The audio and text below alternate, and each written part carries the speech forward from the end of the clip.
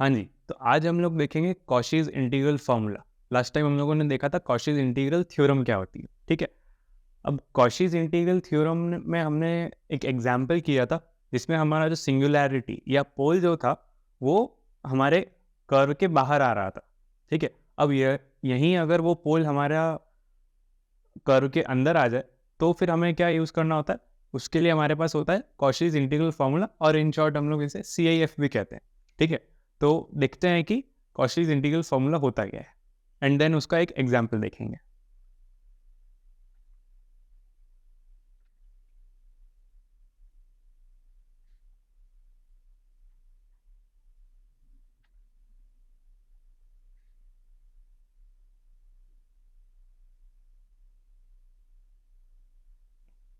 Okay, तो हमारे पास सबसे पहले रिक्वायरमेंट्स क्या क्या है कि हमारे पास एक कॉम्प्लेक्स फंक्शन होना चाहिए जो कि एनालिटिक होगा किसी सिंपल क्लोज्ड कर्व सी पर एंड उसके अंदर भी, ठीक है। लाइक कोई भी कर्व है हमारे पास, उसके अंदर वो एनालिटिक होना चाहिए, एंड वो बाउंड्री जो है, कर्व जो बाउंड्री है उस पर भी एनालिटिक होना चाहिए।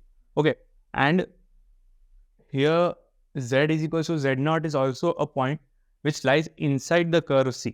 ओके, देन हमारे पास एफ ऑफ जेड नॉट, जो हमने देखा कि अभी एक z is equal to Z nought कोई पॉइंट है हमारे सी कर्व के अंदर, then F of Z nought की वैल्यू क्या होगी, 1/2 pi iota integral over curve C F of Z divide by Z minus Z not D Z. Okay, ये है हमारा कॉशीज इंटीग्रल फॉर्मूला। ओके, तो इसमें basically it helps us to find value of our complex function at some point z naught which lies inside a simple closed curve C, inside which our complex function is analytic. Okay, अब हमारे पास question में जब भी आता है तो like generally ये पूछा जाता है कि find the value of this, find the value of this integral. Okay, तो जनरली हम लोग क्वेश्चन में क्या फॉर्म यूज कर रहे होंगे इसका, closed integral of F of z over z minus Z not D z over curve c. इसकी वैल्यू क्या आएगी हमारे पास, 2 pi iota times f of Z naught. Okay, z naught वही है हमारा कर्व सी के अंदर जो पॉइंट है वो। ओके, अब यहाँ पर हमें एक चीज़ ध्यान में रखनी है कि जब भी हमारे पास इस इंटीग्रल की वैल्यू फाइंड करने को आएगी तब हमें ये ध्यान रखना है कि एफ ऑफ जेड अलग है and Z minus Z not अलग है। ओके, तो हमें इन दोनों को एक साथ नहीं मानना है। तो first we have to separate z minus Z nought जो कि हमारा पोल होगा एंड फंक्शन ऑफ z, मतलब कि हमारा कॉम्प्लेक्स फंक्शन, हमें इन दोनों को सेपरेट करना है। देन जो हमारा फंक्शन रहेगा उसमें z नॉट पुट कर देना है। ओके, ये चीज़ हम लोग एग्जाम्पल करेंगे उसमें और अच्छे से समझ में आ जाएगी, ठीक है। तो ये था हमारा कॉशीज इंटीग्रल फार्मूला और इन शॉर्ट CIF। ओके, अब इसमें एक और बात आती है कि अगर हमें nth derivative of F of Z at some point z is equal to Z nought पूछ लिया जाए तो उसमें भी हम लोग यही फॉर्मूला यूज़ करते हैं बट कुछ मॉडिफिकेशन के साथ। तो वो देख लेते हैं कि वो फॉर्मूला क्या होता है। ओके,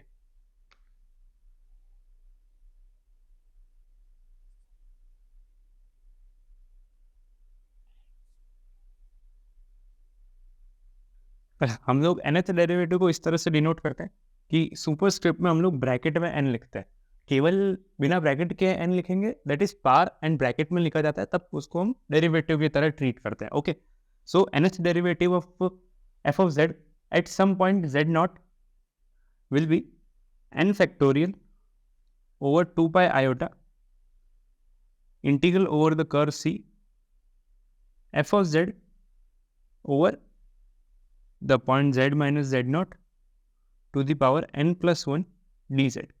जब भी हमें nth डेरिवेटिव पूछा जाएगा तो हम लोग ये फॉर्मूला यूज कर रहे होंगे। ओके,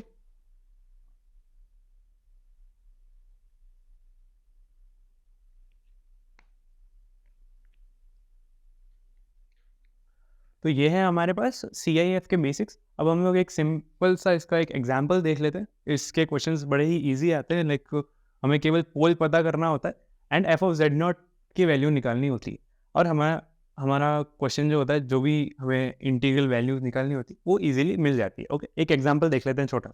एग्जाम्पल क्या है हमारे पास, इसका एक एग्जाम्पल क्या है हमारे पास, क्वेश्चन कहता है हमें कि हमें इंटीग्रल ओवर कर्व सी फाइंड करना है 2z+1 divide by z² + z का, और जो कर्व है जिसके अलॉन्ग हमें इंटीग्रेट करना है वो हमें गिवन है c such that mod of z is equals to 1/2। ठीक है, तो ये है हमारे पास क्वेश्चन। तो सबसे पहले हम लोग हमारा कर्व सी बना देते हैं कि भाई कैसा दिखता है ये।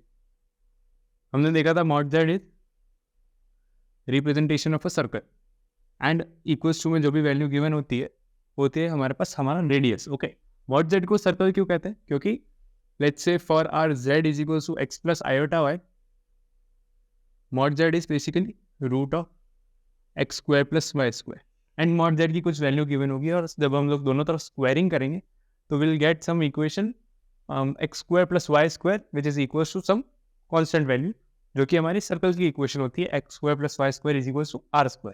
Okay, with centre 0,0। तो ये हमारा कर्व सी हो गया। ओके, अब हम लोग को सबसे पहले देख लेना है कि इसकी सिंगुलैरिटीज क्या है, पोल्स क्या है। तो पोल्स के लिए हमने पहले भी एक एग्जाम्पल में बात करी थी कि पोल्स निकालने के लिए हम लोग क्या करते हैं, डिनोमिनेटर को 0 पुट करते हैं। डिनोमिनेटर को ही क्यों 0 पुट करते हैं, क्योंकि किसी भी फंक्शन को एनालिटिक होने से पहले एग्जिस्ट करना पड़ेगा।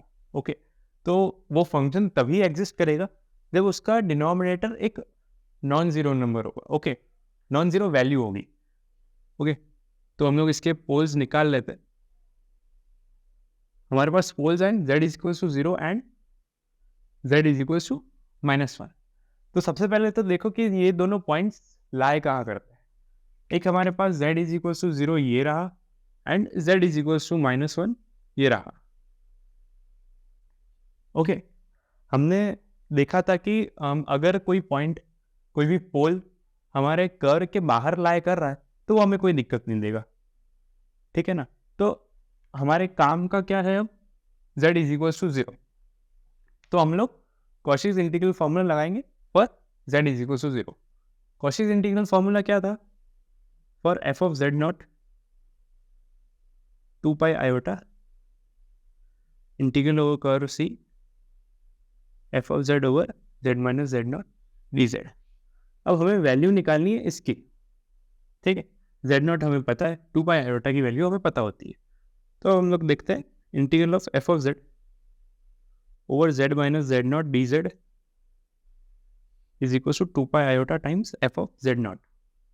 अब यहाँ पे अभी हमने देखा था कि हमें fz और z - z0 अलग करना रहेगा पहले। तो हम लोग सबसे पहले डिनोमिनेटर हमारे पास है z² + z, उसको फैक्टराइज करेंगे, जो कि आएगा हमारे पास z टाइम्स z+1। और यहाँ पर हमारा जो पोल जो कि हमारे कर्व के अंदर लाई कर रहा है वो है हमारे पास z इज इक्वल टू 0। तो z - z0 जो होगा,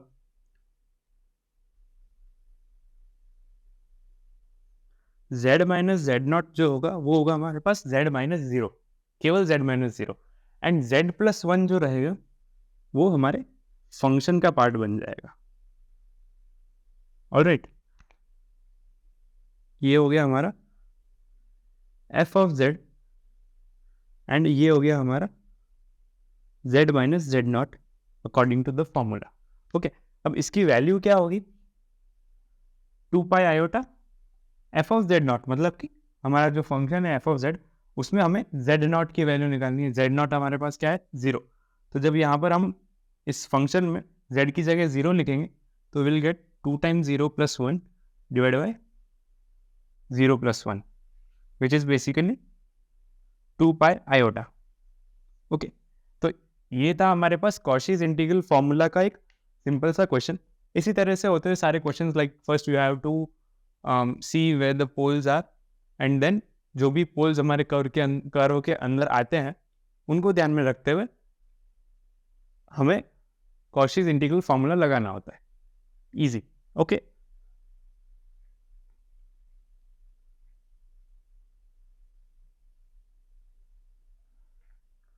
ऑलराइट, तो ये था हमारा CIF से रिलेटेड फॉर्मूला एंड एक एग्जाम्पल।